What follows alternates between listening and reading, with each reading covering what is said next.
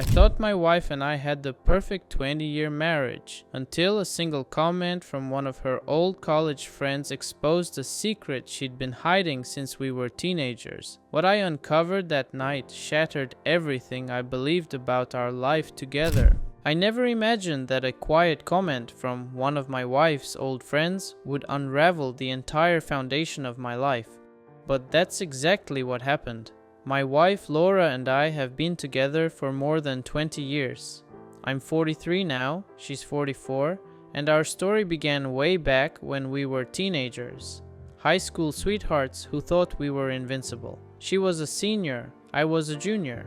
We stuck together through everything, even when she left for university 2 states away while I stayed behind to finish high school and a year at community college. After that, I transferred to a school in the same city as hers, and from that point on we were practically glued together, living side by side and building what I thought was a solid, honest future. We got married the summer after I graduated, and honestly, I always believed our marriage was something special, not perfect, but warm and loyal and steady, which is why the discovery I made this winter felt like someone had torn open the past and smeared ink all over every memory we ever shared. Because a few days after Christmas, during a casual little reunion with some of her college friends, I learned that the first 2 years of our long-distance relationship were nothing like what I believed them to be.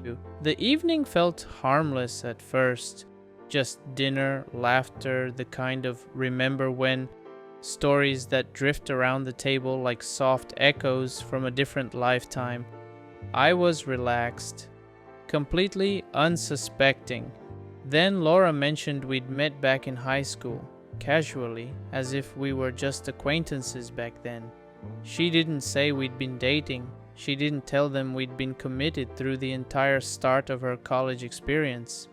She just said we'd known each other. One of her old roommates let out a surprised laugh, saying it was amazing that we met so young, had our wild years, and still ended up married. And I played along, teasing that I wasn't sure whether Laura had been as wild as I apparently was. And that's when everything changed. The roommate opened her mouth to tell a story. She barely got 5 words out before Laura cut her off sharply. And the way she did it sent a chill straight down my spine. It wasn't annoyance, it was fear. It was the kind of panic that flashes across a person's face when someone is about to spill something they've buried for decades. The energy at the table snapped in half. The laughter faded. Conversation thinned out.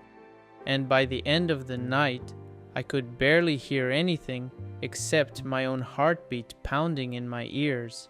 As we were saying goodnight, another roommate, someone who always struck me as level-headed, quietly pulled me aside. She whispered that it might be a good idea to talk to Laura honestly about what had really happened during those years apart.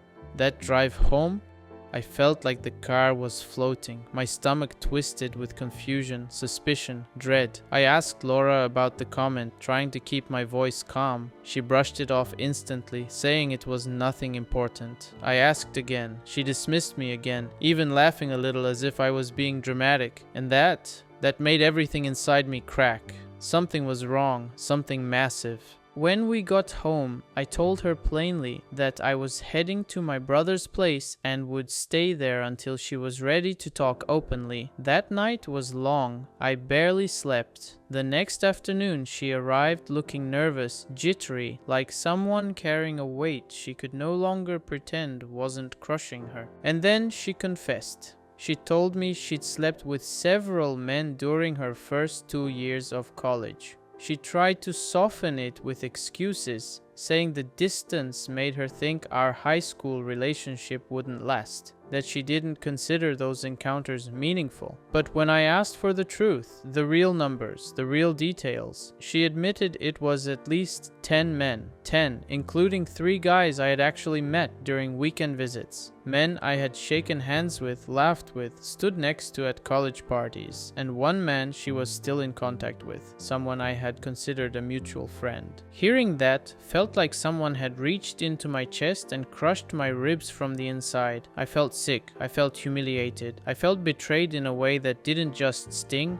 it rewrote the entire history of my adult life. I told her right there that our marriage couldn't survive this, that I would begin divorce paperwork immediately after New Year's, and I followed through. January 2nd, I started the process. What made the pain so much worse was how she minimized it. She kept insisting it wasn't real cheating, that it didn't count, that everyone fooled around during long-distance relationships. My family, her family, even a few friends echoed this nonsense, urging me to let go of the past, to remember the good times, to not throw away 20 years. But all I could think was, how could everyone around me expect me to swallow a betrayal that stretched across decades? How could I just pretend that the foundation of our marriage hadn't been built on lies? Our kids are nearly grown, 17 and 19, and I know they'll understand. They've seen the love in our home, yes, but they also know I'm a man who values honesty. And this wasn't a lapse in judgment. This was a pattern, a secret life. Some people joked that maybe I should get a paternity test. I won't. They are my children, always will be, and nothing, absolutely nothing, could change that. I kept replaying everything in my head. The way she used to get upset if I even mentioned hanging out with a female friend. The way she insisted on fidelity back then. The way she joked her dad would hunt me down if I slept with someone else. Meanwhile, she was living an entirely separate life, with at least one pregnancy scare I had never even heard about until one of her old friends mentioned it during therapy. Therapy, that was a whole new chapter of pain. She tried blaming me at first, saying I pushed her into college party environments, but eventually, painfully slowly, she admitted she'd been wrong. Still, even as she acknowledged her betrayal, she couldn't seem to grasp how deeply it wounded me. And that inability, that emotional disconnect, was the final nail. Because then came 2 more revelations. First, about 10 years ago, we went through nearly 2 years without intimacy. She had hinted that things had gotten boring, so I tried to bring spark back. Gently, playfully. But later, I learned she wanted me to recreate things she'd done with those college guys. Except when I unknowingly did, she recoiled with guilt. The ghosts of her past were still in our bed, still in her mind. She swore the encounters meant nothing, yet they lingered in her so deeply that they sabotaged our marriage a decade later. Second, she admitted to flirting with coworkers on business trips, even going on a date with one. She insisted nothing physical happened, but the boundary had cracked again, and once a boundary cracks, it's only a matter of time before it breaks. That was it for me. We told our kids. Laura admitted she'd been unfaithful back in college. We spared them the details. They're young adults. They don't need those scars. My son chose to stay with me for a while.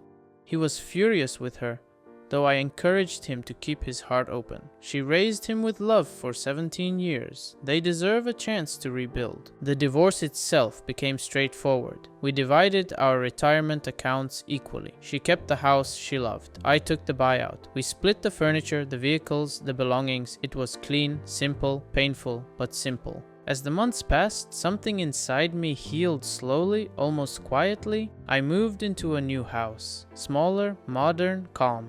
A space that felt like mine. I even traded my old minivan for a sleek car that made me feel alive again. Not reckless, just renewed. Laura started dating almost immediately. I wasn't surprised. Honestly, it barely stung. That alone told me everything I needed to know about the state of our marriage. One of my co-workers, someone I always enjoyed talking to, asked me out for coffee recently. I told her I wasn't ready yet. She smiled and said she'd wait. It was kind, unexpected. And for the first time in a long while, I felt something warm flicker in my chest. Laura and I continue therapy, but now it's only to strengthen our co-parenting, closure, not reconciliation. And strangely, we communicate better now than we have in years. I don't hate her. I don't wish her ill. But I finally understand that love alone isn't enough to fix something that was broken at the roots. And today, after months of tears, confusion, sleepless nights, and painful truth, I can finally say I'm okay. I've cried more in the last 4 months than I have in 20 years. But I've also begun to feel proud of myself. Proud that I stood up for my dignity. Proud that I refused to be gaslit into doubting my own reality. Proud that I chose honesty over comfort. I'm looking forward, not backward. I'm helping my son get ready for college. I'm settling into my new house. I'm rediscovering who I am outside of the role of husband. And maybe in a month or two, when my heart feels steady enough, I'll accept that rain check coffee date. Because despite everything, I survived. I'm healing. I'm learning. And I'm finally starting to feel like myself again.